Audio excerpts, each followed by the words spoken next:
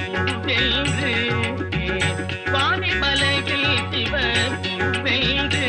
திரு இரலை வாயினில் சூரனை வெல்து தேமதுர மொழியாய்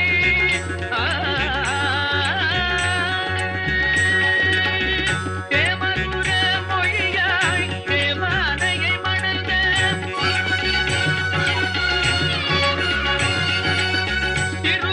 திருப்பரப்பூரில் தெரிதகம் தந்த அந்த ஓராறு முகமும் ஈராறு கரமும் தீராத வினை தன்னை தீர்க்கும்